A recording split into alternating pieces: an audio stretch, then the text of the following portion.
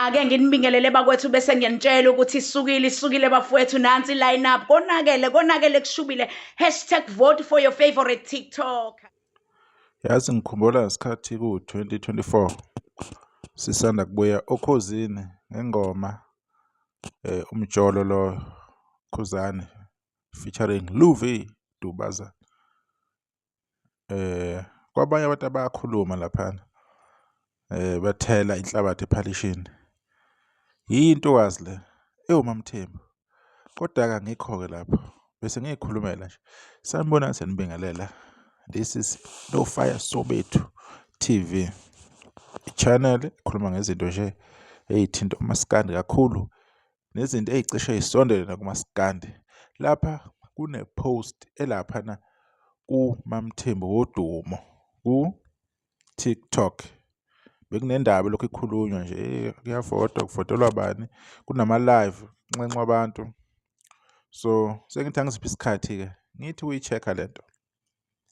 Kunanevidiyo-ke futhi-ke uMamthembu lapho ekhuluma khona enaba. Mina nje ngizokhuluma ngicabanga kusemqondweni wami. Ithini? #vote for your favorite TikTok. Vote to thrive. SMS your favorite TikToker name to 3352. Bese-ke imininingwane nayo yonke into ibhaliwe laphana. SMS i-R150. Ngiyacabanga ukuthi mhlawumbe uvota noma kangaki. Bathi le campaign eqale nge-18 July 2025 izophela nge-17 zika-October 2025. Hhayi imhlolo le. 2 months or more or 3 months. Shuthi 3 months phela yonke le.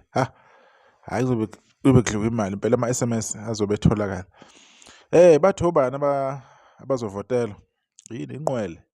Makuzinto Mbali Dosha, Mcineka Nculusi, Phiwe 357, Shandis, Skhinkile, Spikile 09, Siqondile D, Vusi Hla 22, Fraud Nkandla, Godole 73, Candice, Famous Lwethu Mbeje, Lucky Enzo, Gatsheni TK, Slavi into ecishiwe njengaleyo.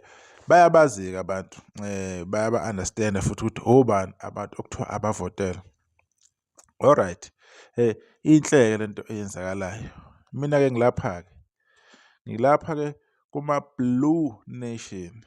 Ungabonile ama-Blue Nation nawo ephuma umkhankaso ekhankasela abantu abathize nabo abafisayo ukubabona. Kuhle-ke lokho-ke into engenankinga leyo. Bangayikhethela umuntu abamkhethayo abamfilayo. Anyone une-option ukuthi aselect umuntu amselectayo. Abaningi-ke mina angibazi, abanye ngisanda nje kuba-realize late because nokulandela abantu aba-few ngenxa yokuthi u-TikTok is overcrowded. Ngeke uze ubabuke bonke abantu. Nabo ophiwe ngiyabazi, umuntu engaqala ukubazi, uShandisi ngiyabazi. Nalapha phezulu lo Mbeje nabo ngiyabazi. NoGodole ngibaze ngendlela. USkhinkili-ke ama-flip flopper. Asazi.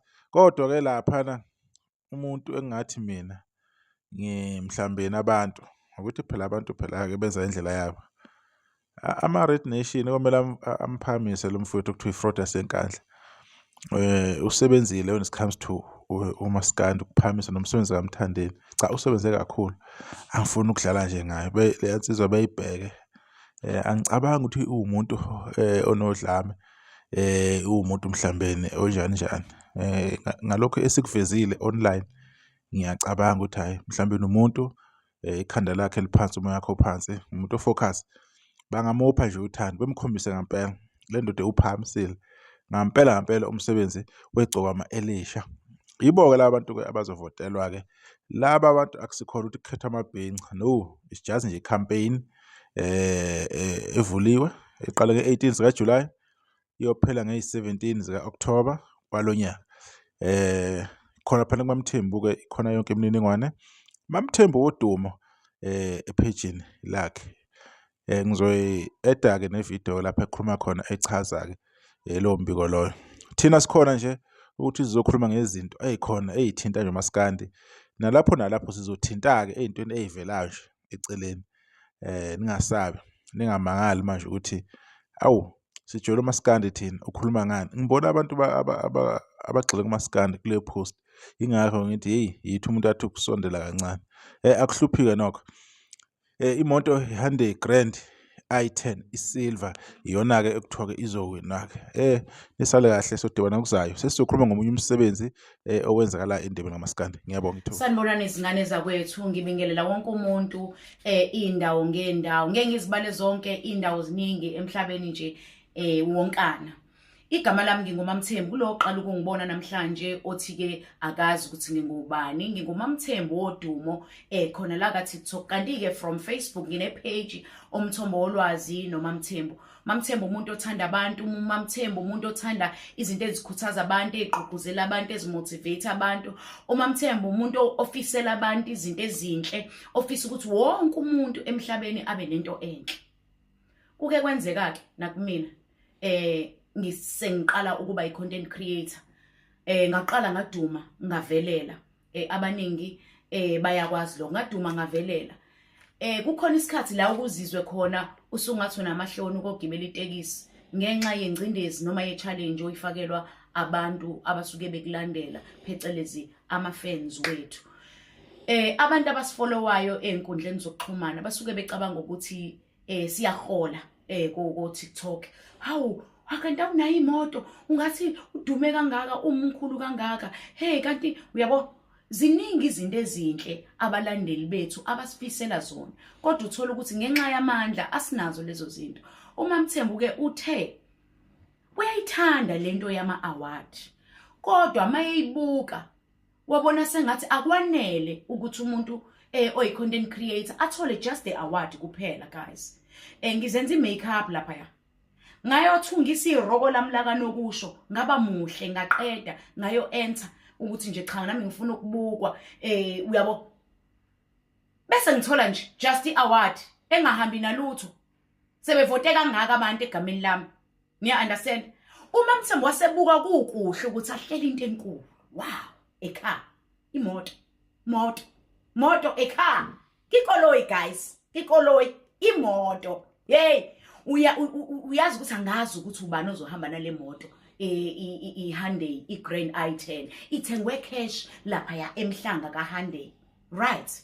So abantu bayibona le moto ileki iya trenda, but bamlindile uMamthembu ukuthi azochaza. I'm here guys, ngizonichazela ukuthi imoto eyakho nama ngazi ukuthi imoto kabani, kodwa ozoyithola ngimfisela inhlanhla, ngithi okuhle nokumhlophe. Naku-ke okugcina engizokusho ukuthi ngiyabonga ukuthi ninominate abantu enibathandayo enifisa ukuthi bangenele i-competition. Ngicela nibatheke, ngicela nibamemeze, manine number zabo, bafoneleni nithi abathinte uMamthembu. Inombolo kaMamthembu ngizoyibiza khona manje ngicela ngiphele 064. Okay, inombolo kaMamthembu uzoyibiza manje ukuthi bonke abafuna ukungenela i-competition ngicela ukuthi nibanikeze ama-contacts bangifonele. Call guys. Imoto guys, ubani ozohamba nale moto bafowethu, ubani nama ngimazi, kodwa uMamthembu akufisayo ufisa ukuthi iwinner kube iwinner. Iwinner kube iwinner nje. Iwinner kube iwinner, not ngoba kuchenywe nomuntu noma kunjani. Inombolo kaMamthembu u064, right? Ngethemba niyabhala bakwethu. 064 527 6973. Ngiphinde futhi 064 527 6973. So nanti ithuba lisavulekile njengamanje sidinga abantu abawu25, kodwa ke manje sesina 10 wabantu. Ngangiba nominate mina abantu ngokubuka izinto ukuthi angathi azenzekanga kahle ngendlela ukuthi ba nominate yimi. Ngase ngibona ukuthi ayikuhle ukuthi ngicele nina njengabantu enifisa ukubavotela nabantu abazonominatewa yini banganominatewa yimina. Uyabo kube ngazi ukuthi ngikhethe abangani bami. Ngathi ke banominate abantu. Ngiyabonga ukuthi ke labe senibalethile sengibabhalile phansi. Wonke umuntu ozofisa ukungenela i-competition uzothola iform azolisayina ukuthi uzobe yingxenye ye-competition. Ngicela ukukucacisa lokho ukuthi i-competition izorana for 3 months. Why 3 months? It's because into ezowinwa la inkulu bakwethu, inkulu into ezowinwa. Unumber 1 wethu uzohamba ne-brand new Hyundai Grand i10. Unumber 2 uhamba no-15,000. Unumber 3 wethu uzothola ihempa ka-5,000 rand. Angibonga ithuba zingane zakwethu bese ngithi ngizole ngiqhubeka nginipha ama-update. Ngiyabonga.